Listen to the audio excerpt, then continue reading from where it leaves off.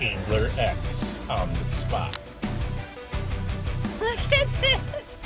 Oh, she put up such a fight! What's up, everybody, and welcome to another Angler X video. In this week's video, we're fishing for bluegills on the Mississippi River. Now, I don't fish for bluegills a lot unless I'm fishing for bait, but you can also go out and catch bluegills just to have fun with your family or to put a few fish in the live well. Now, the Mississippi River is low and these fish are inhabiting different types of cover. Now, I'm going to go through 4 different cover types and show you exactly where you can go out and catch some of your own bluegills, whether it's for catfish bait, to put a few in the live well, or just to have fun with your family. Don't go anywhere. I think you're going to love this week's episode, catching bluegills on multiple cover types on the Mississippi River. There you go. Fish on. Going in pool 7 today looking for bluegills. Thought I'd do a little bluegill video. If you're looking for fish to fish for flatheads, use the bluegills as bait, or if you're looking to get a few bluegills for the pan, or if you just want to take the family out and catch a few fish, you might be interested in this video. We're gonna try some different spots and try and get some decent bluegills in the boat today, and we're gonna try some spots that may not be like obvious bluegill type spots. Right now we're up by the spillway on pool 7, and there's just a little bit of water trickling over the spillway right now, but there's a good amount of weeds right below the spillway, plus there's some very large rocks right below here, so it's perfect habitat for bluegills and many other types of fish for that matter. But we're going to try here for a minute, and then we're going to move on and try some other types of things to give you an idea, some different areas you might be able to look at, or different types of habitat that you might be able to look at and find some bluegills for whatever reason you may want to catch them. And you might think, well, bluegills are everywhere, you don't really have to try to find them, but believe me, when you go out with the intention of catching bluegills, sometimes they're not as easy to find as you'd think. But basically, let my boat back up right to the spillway here, right to the weed edge, and I'm not really casting out very far. I'm not really casting at all. I'm just kind of flipping it up to that weed edge and just letting it kind of pendulum down. Just watching my line for any kind of indication of a bite. There's a fish. So another bluegill, not real big. Might be an indicator that we need to move on, but there are some fish here.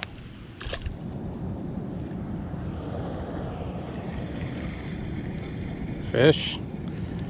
Nicer bluegill. There you go. Beautiful fish.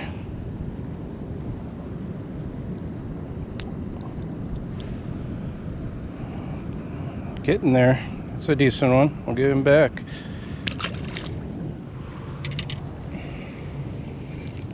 Fish. Good one. Good fish. Switched over to using this bobber, and right away caught this. This is the nicest fish I've caught today. It's a nice bluegill.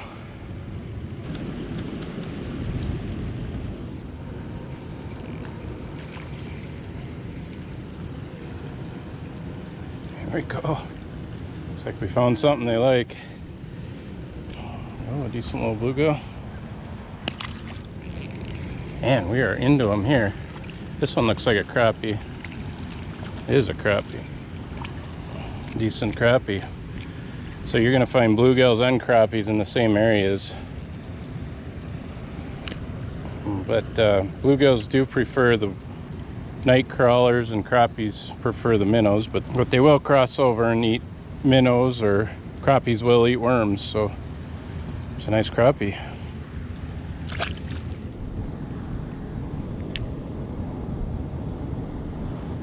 Here's one, and he cracked it.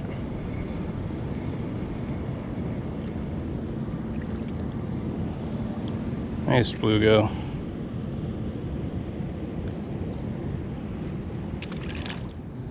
So I'll kind of describe the makeup of what's going on here. We got the spillway, which is the big rock dike here, and then you see these little stone pillars, and in between the stone pillars and the spillway there's current flowing through there, and just a little bit of that current is flowing through these stone pillars.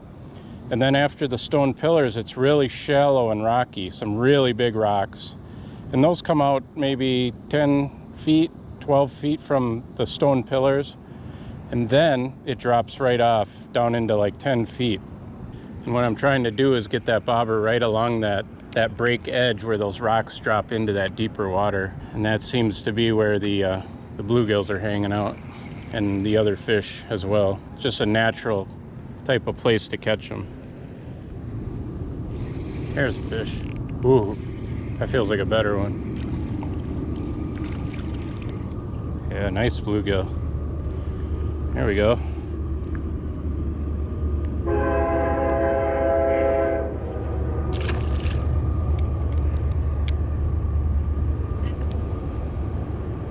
So as you can see, there's plenty of fish here. Doesn't take long to get bit. I'm casting right out and I'm getting bit. There's another one. Ooh, another crappie. Nice crappie. Nice crappie. So a little bit of multi-species action up here. Very good. There we go. It's a beauty. Kind of found that sweet spot right off of the rock break here. You can see kind of where I am. I'm right there, and there's the pillars. I got another bite here. There he is. Nice fish. No, actually it's not a nice one, but there seems to be some fish schooled up in there. Crappies and bluegills. Guy might catch more crappies if he was using minnows. I did not bring minnows today. It was going to be a bluegill episode. So. But a few crappies are biting these worms as well. But it is not taking long to get bit here when I cast out. Ooh, there's a good one.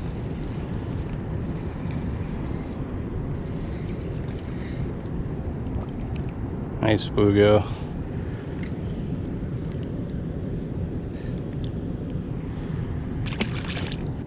Maybe I'll take a moment now to show you how I'm rigging my slip bobber and show you the equipment I'm using for these bluegills. Let's go through the equipment that we're using today to catch these bluegills. I'm using two different spinning rod setups. The first rod I'm using is a Carbon X from Radcliffe Custom. This is just an absolutely beautiful rod. It's a 6'2" light, extra fast rod. And I've got a small reel with 6-pound test, and I'm using a 32nd ounce Whistler jig from Northland Tackle. It's just got a little propeller blade on it, and I'm just tipping it with a little piece of worm. This is an absolutely beautiful rod. It's just super sensitive, and the wrappings on it are just amazing. And if you order a rod from Radcliffe Custom, they will wrap it exactly how you want it wrapped. But they're great rods, and I suggest you check them out. But this is the first rod that I'm going to be using, and just pitching a jig with it. Yep. The other rod I'm using is a Radcliffe Aspire. It's a 6'9" medium light extra fast rod, and I've got 6-pound test on here, and I'm using a slip bobber setup. And the way I'm rigging this slip bobber setup is I just have a pre-tied bobber stop. You can buy these at the store. They work really slick, but I got that on the line, and I've been fishing anywhere from 3 to 4 feet. But you can adjust that bobber stop depending on where you're finding fish. That's what's handy about this. And then I got my bobber, and then a small sinker, and then a little ice fishing jig. And that's where I'm hooking my piece of night crawler. I'm just putting a tiny little bit of night crawler on there. And I like this little ice jig. One, it gives a little bit of attraction to the fish, to your bait. And two, it makes it easier to get the hook out, because you can really see this bright jig in their mouth, and you can grab it with the pliers and pull it out. Where if it's just a hook, it tends to get buried more, and you might gut hook a few fish. But with this, it's usually right there just inside their mouth. You can grab that with the pliers and pull it right out. But this is another great setup for these bluegills. So we're going to be using these 2 rods and these 2 setups for catching bluegills on the Mississippi. Don't go anywhere.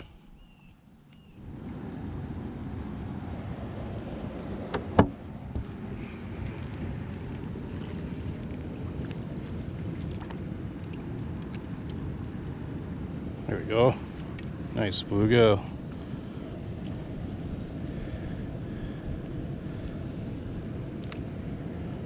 Beauty.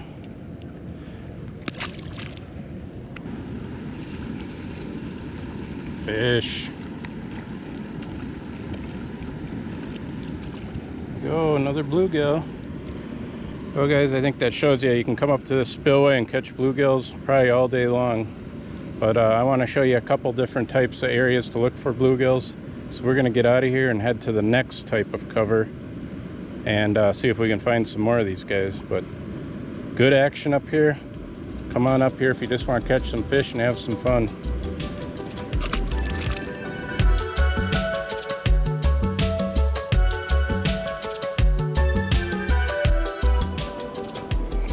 Fish on. Nice bluegill. There we go. Next kind of habitat or structure that I want to show you guys for bluegills in the summer is riprap right along the main channel. If you can find little areas with just a moderate current and a nice rocky bank, you're going to find bluegills. And these areas can hold bluegills, especially when the water is down like it is this year and there's very little flow. So you can target these areas right on the main channel that have good cover, like rocky shoreline. There's another fish. There's a little guy. You can see how you could come in to an area like this and catch quite a few fish. Ooh, there's a good fish. Really nice fish. This must be a bass. This is not a bluegill. But just like anywhere in the Mississippi, you can catch all kinds of different species of fish. This one is a smallmouth, and they like worms too. Like I've always said, there isn't a fish in the river that doesn't like night crawlers. The goal here is to catch bluegills, but we'll take anything we can catch. We just like catching fish. Fish on. Good fish. Good bluegill. There we go. It's a nice main channel bluegill right there. Solid fish. Beautiful. We'll get him back. Fish. Good fish.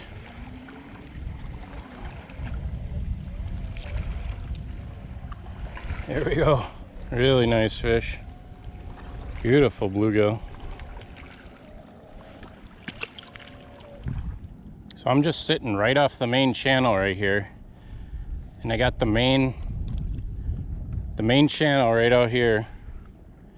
And then I got a riprap up and down this bank for quite a ways here, but there's this opening in the riprap and it creates kind of a dead area where you can find fish.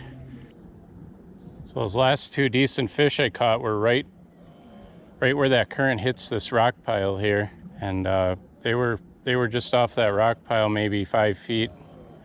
I'm sitting in 10 feet, 11 feet of water right here. But where those fish hit, it's probably pretty steep going up those rocks. The current's hitting that rock pile and then it splits. Some of it goes off to the main channel and then some of it's wrapping back around in this opening. And it creates a nice little dead spot for those fish to sit. This is just another example of a spot you can go and catch bluegills right in the middle of the summer. One of the disadvantages, I suppose, of the main channel is the boat traffic. You're gonna have to deal with that. So I might suggest that you go early in the morning or late in the evening or on a weekday to avoid some of that boat traffic.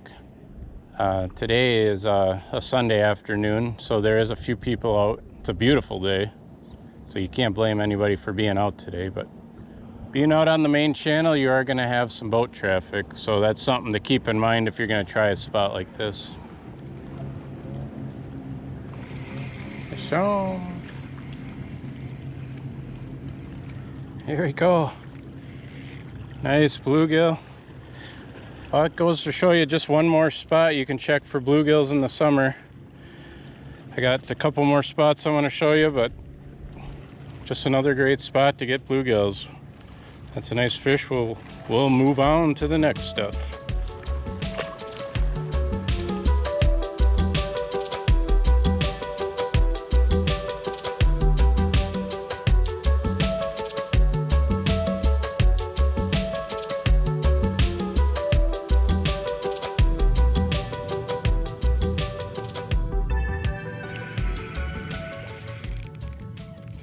Good fish. Really nice fish. There we go. There's our best fish of the day. Beautiful bluegill. There we go, guys. Look at that. Beautiful fish. So the next type of cover we're fishing here is we're on a back channel, one of the major back channels, and we just got some wood and weeds and a fair amount of current. It's just a moderate current. We'll get this guy back.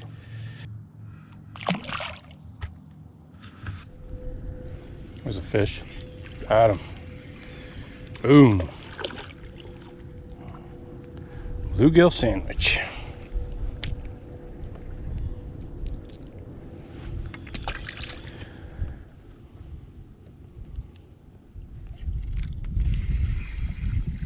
There we go. Nice bluegill. Just one other type of cover you can look for bluegills in the summer. I'll get him back. But we got a main back channel. This could be the main channel too, it doesn't matter. But what you're looking for is just a little bit of current and good cover along the shoreline. It could be weeds or logs or a combination of the two like we have here. And we have deeper water. We're in 13 feet here, but it comes up quickly. And those fish are sitting in that cover right on the edge of that deeper water. But as you can see, the shoreline is just full of wood and branches and trees, and you can just work down a shoreline like this and just pick different openings and drop your bobber in there, or pitch a little jig. And I found that wherever you have a combination of the two, weeds and logs, those are some of the best areas. But you just got to experiment. Try a bunch of different trees, a bunch of different areas, and eventually you're going to come onto a school of fish.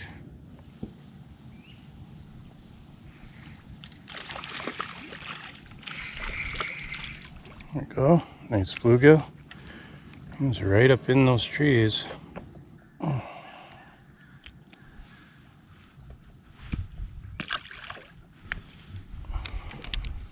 See if we can get another one out of there.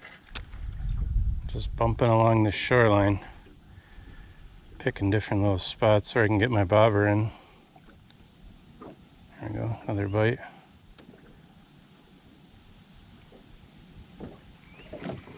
Another bluegill. Nice little fish.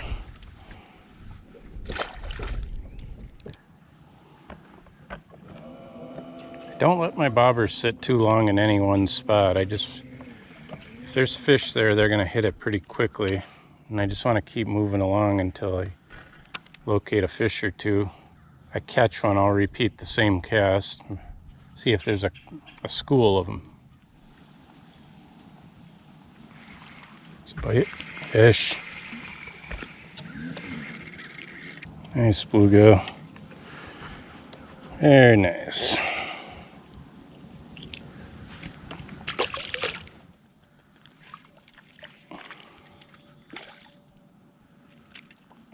Go. Well, guys, there's another area you can try for bluegills. We didn't get any real big ones in the trees, but It's not to say another tree might not have bigger bluegills on it. Just keep trying trees and you'll find some fish.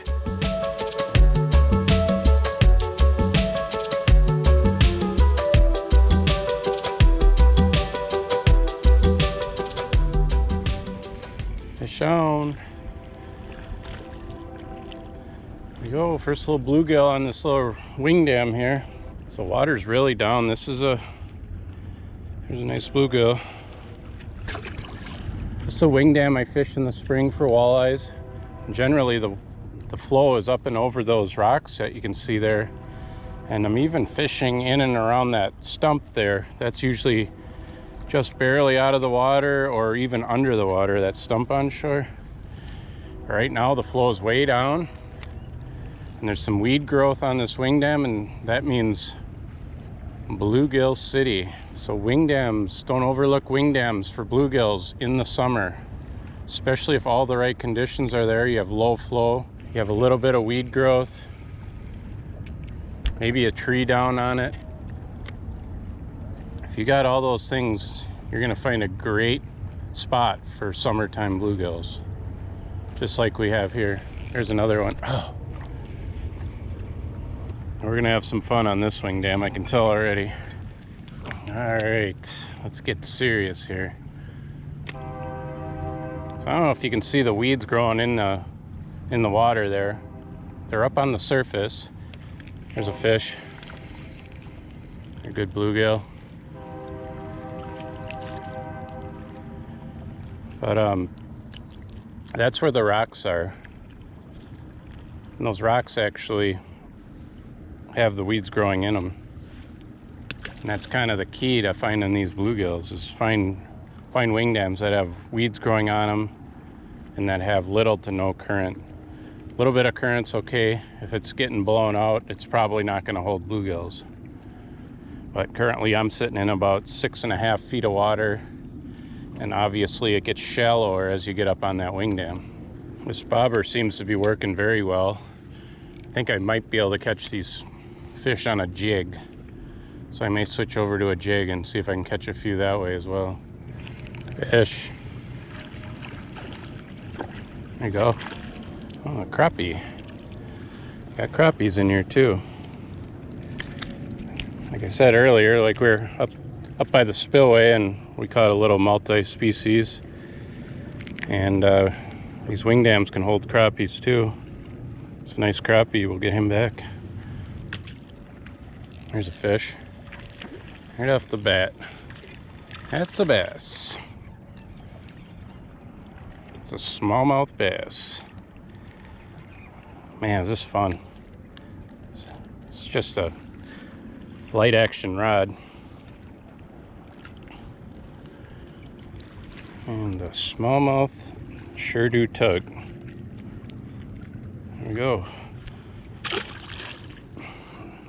This is a Radcliffe Carbon X 6'2", light extra fast. It's just an awesome rod. It's got this high quality reel seat with the double rings. It'll never loosen up on you. It's just such a nice rod. It's got beautiful wraps on it.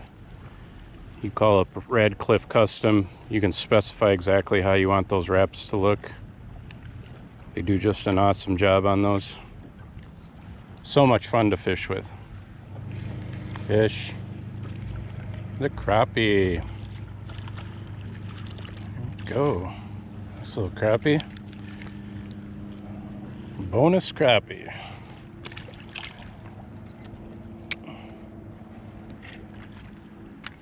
Fish. That's a bluegill.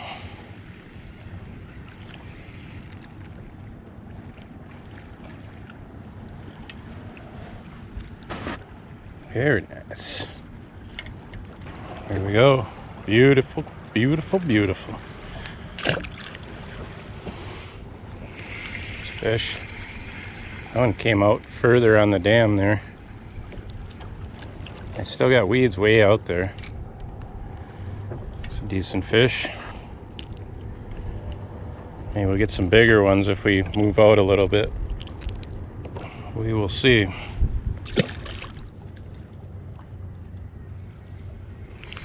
Fish.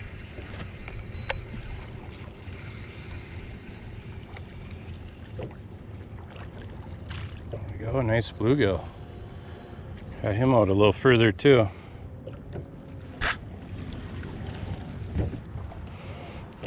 Oh, nice bluegill. Out on the Wingdam.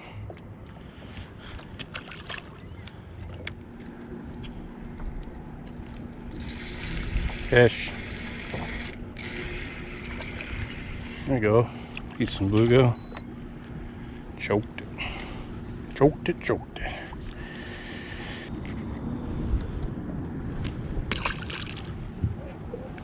See the Wingdam pretty easily. I'm right on top of it. I'm on the upstream side, although there's not much flow.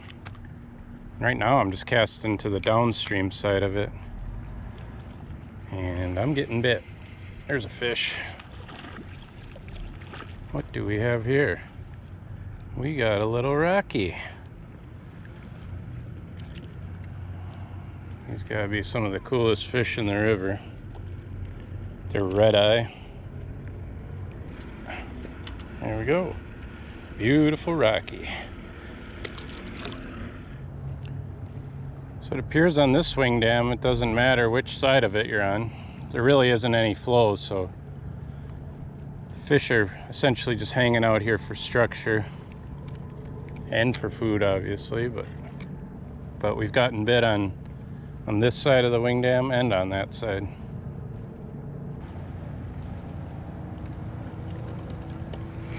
Fish. This feels like a better fish, whatever it is. Oh yeah, tugger. This would be a smallmouth. A largemouth. It's a largie. Well, let's do a little recap of this Wingdam. We've caught largemouth, smallmouth, rock bass, crappie, bluegill, and I think that's it.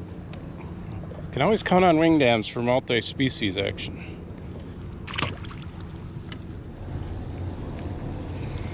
Go fish on. Nice crappie.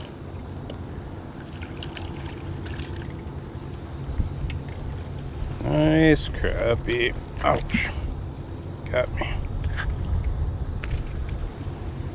Beautiful fish. Not a bad fish. We'll get him back. So you can see, you never know what you might get out of here. Well, there you go, guys. Give Wingdams a shot next time you're in search of summertime panfish. They certainly do hold fish in a wide variety of species. It's worth a shot. Wow, what a great day on the water. We found some bluegills. We found them on Wingdams. We found them by the Spillway. We found them on rocks, and we found them in wood. Get out there and try it for yourself. I think you're gonna have a blast catching bluegills. I hope you guys learned something today. Thanks for watching.